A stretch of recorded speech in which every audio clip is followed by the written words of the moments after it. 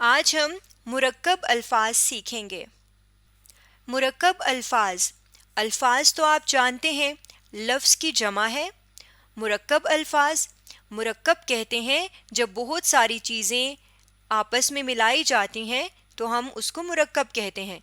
तो यहाँ पे मुरक्कब अल्फाज से मुराद ऐसे अल्फाज हैं, ऐसे तमाम अल्फाज जो एक से ज़्यादा अल्फाज को मिलाकर बनाए जाते हैं।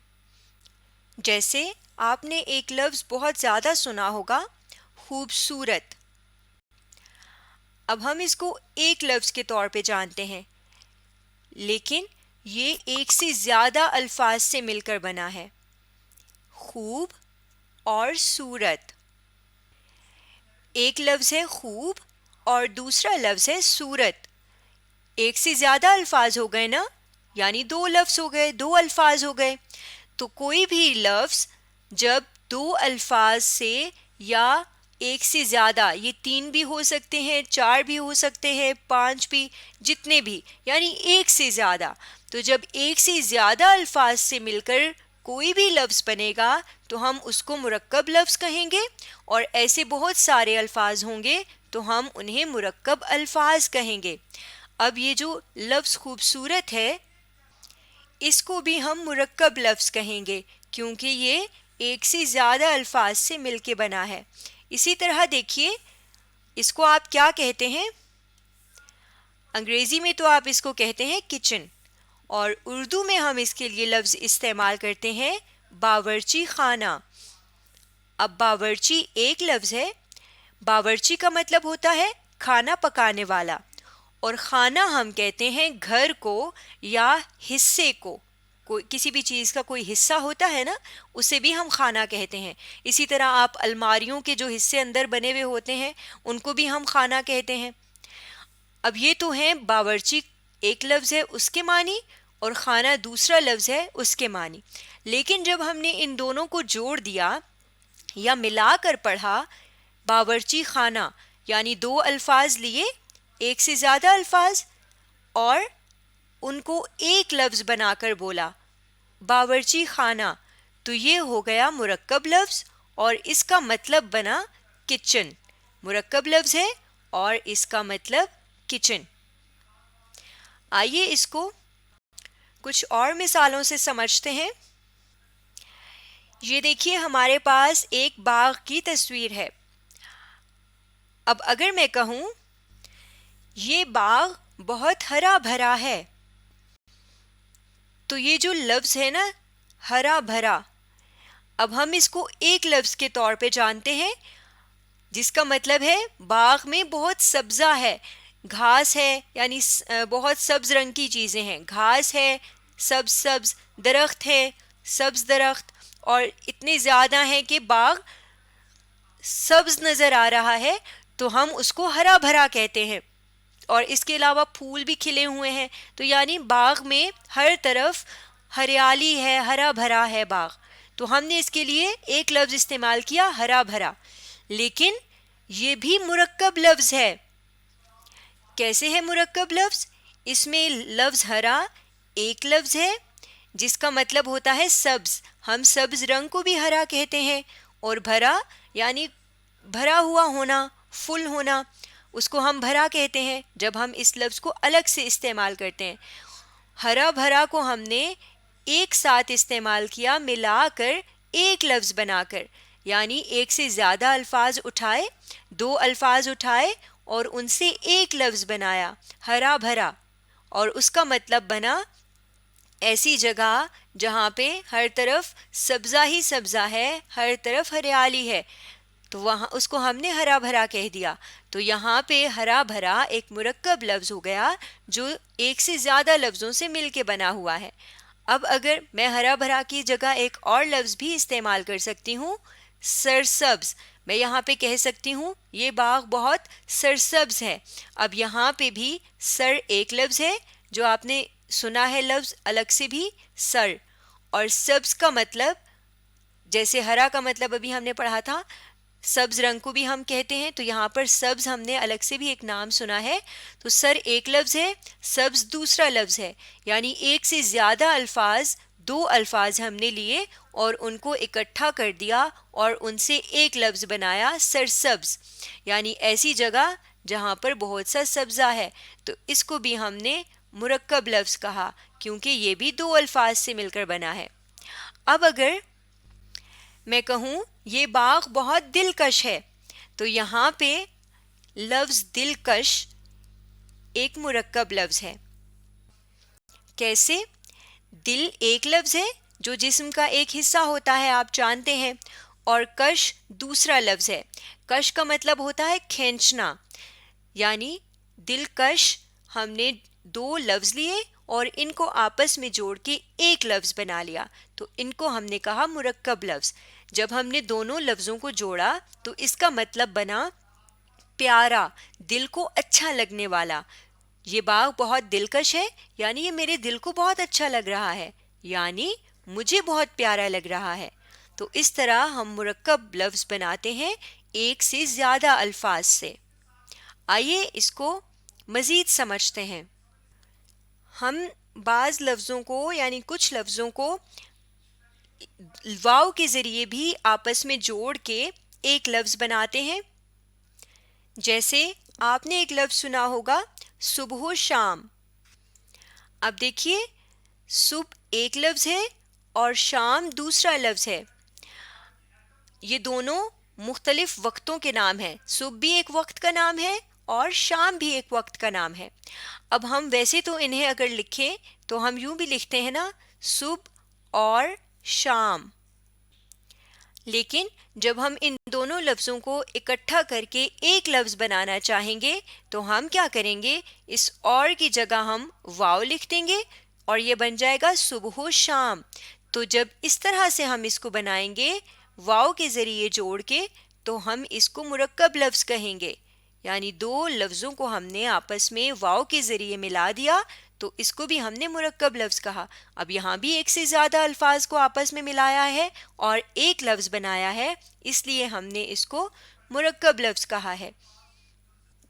آپ نے اس طرح کے الفاظ اپنے سبق میں بھی پڑھے ہوں گے، نظم میں بھی پڑھے ہوں گے۔ جیسے یہاں پر میں نظم کا ایک جملہ لکھتی ہوں، حاضر ہوں مدد کو جان و دل سے۔ اب یہاں پہ جان و دل آپ دیکھیں دو لفظ ہیں الگ الگ، جان اور دل۔ جان ایک لفظ ہو گیا، دل دوسرا لفظ ہو گیا۔ اب ان دونوں لفظوں کو ہم نے واو کے ذریعے جوڑا ہوا ہے، جان و دل، یعنی ہم نے ایک لفظ بنایا ایک سے زیادہ الفاظ کو جوڑ کے، تو اس لفظ کو ہم نے کہا مرکب لفظ۔ اب جان کا الگ سے مطلب ہوتا ہے زندگی، کسی کی زندگی، کسی کی جان، اور دل جسم کا ایک حصہ ہے۔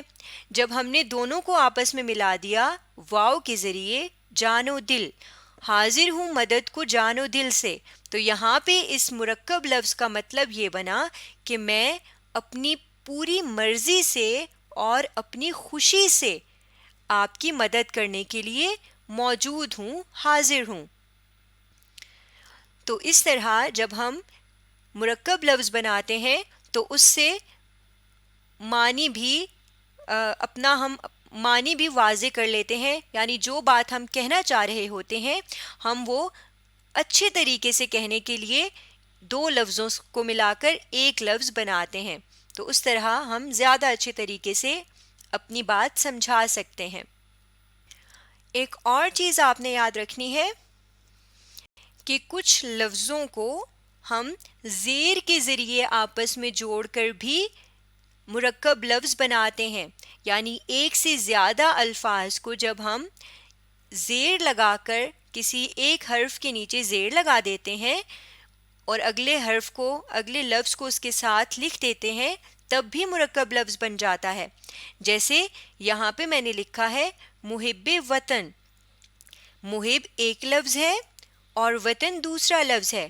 محب کا مطلب ہوتا ہے محبت کرنے والا اور وطن کا مطلب ہے ملک۔ اب یہ دو الگ الگ لفظ ہیں نا، اب آپ کو محب کے بے کے نیچے، محب ایک لفظ ہے اور بے اس میں ایک حرف ہے اور اس حرف کے نیچے ہم نے کیا لگا دی؟ زیر لگا دی. جب ہم نے زیر لگائی تو یہ بنا محب وطن. یعنی ان دونوں لفظوں کو ہم نے زیر کے ذریعے آپس میں جوڑ کر ایک لفظ بنایا. تو اس کو ہم نے، یہ کیونکہ ایک سے زیادہ لفظوں سے مل کر بنا ہوا لفظ ہے، اس لیے ہم اس کو مرکب لفظ کہیں گے اور اس کا مطلب بنے گا وطن سے محبت کرنے والا. اسی طرح ایک اور لفظ ہے زیر زمین. اب یہاں پہ بھی دو الفاظ ہیں، زیر ایک لفظ ہے اور زمین دوسرا لفظ ہے. ایک سے زیادہ الفاظ کو آپس میں زیر کے ذریعے جوڑا ہے، یعنی دو الفاظ کو ہم نے زیر کے ذریعے آپس میں جوڑ کر ایک لفظ بنایا ہے، اس لیے ہم اس کو مرکب لفظ کہیں گے. زیر کا مطلب ہوتا ہے نیچے اور زمین تو آپ کو معلوم ہے کسے کہتے ہیں. تو جب ہم نے زیر کے نیچے، زیر کے رے کے نیچے ہم نے یہ والی زیر لگا دی اور آگے لکھ دیا زمین، زیر زمین یعنی زمین کے نیچے، تو ہم اس لفظ کو مرکب لفظ کہیں گے. یہاں پہ میں ایک جملہ لکھ رہی ہوں، استانی تختہ سیاہ پر لکھ رہی ہے. اب دیکھیے یہاں پہ تختہ سیاہ مرکب لفظ ہے کیونکہ یہ دو الفاظ سے مل کر بنا ہے. کون کون سے الفاظ ہیں؟ تختہ ایک لفظ ہے یعنی بورڈ، اور سیاہ جسے ہم کالا بھی کہتے ہیں، سیاہ کا مطلب کالا یعنی کالا بورڈ. تختہ سیاہ جسے ہم بلیک بورڈ بھی کہتے ہیں. تو یہ ہم نے دو الفاظ سے ملا کر ایک لفظ بنایا ہے، اس لیے ہم اس کو مرکب لفظ کہیں گے. ایک اور جملہ ہے، علی روز و شب عبادت کرتا ہے. اب یہاں پہ دیکھیے روز و شب دو الفاظ ہیں، روز اور شب، جن دونوں کو ہم نے واو کے ذریعے آپس میں ملا کر ایک لفظ بنایا ہے.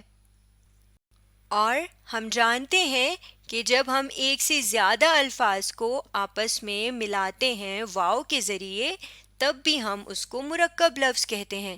تو یہاں پر بھی ہم نے ایک سے زیادہ لفظوں کو یعنی دو لفظوں کو آپس میں واو کے ذریعے ملایا ہے، اس لیے ہم اس کو مرکب لفظ کہیں گے.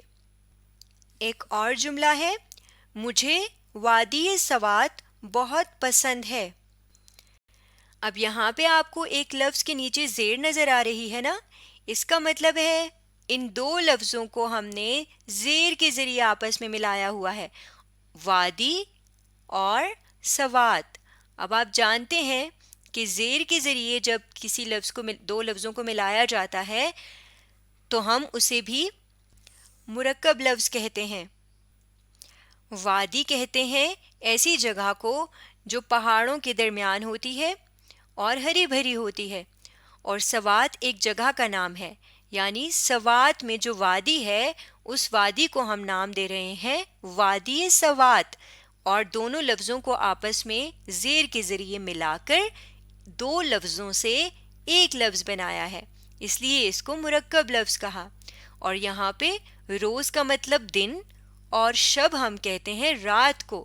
جب ان دونوں لفظوں کو ہم نے آپس میں ملایا واو کے ذریعے تو یہ بنا روز و شب، اور اس کا مطلب بنا ہر وقت، یعنی علی ہر وقت عبادت کرتا ہے. اور وادی سوات ایک جگہ کا نام ہم نے دیا دو لفظوں کو ایک لفظ بنا کے یعنی مرکب لفظ بنا کے.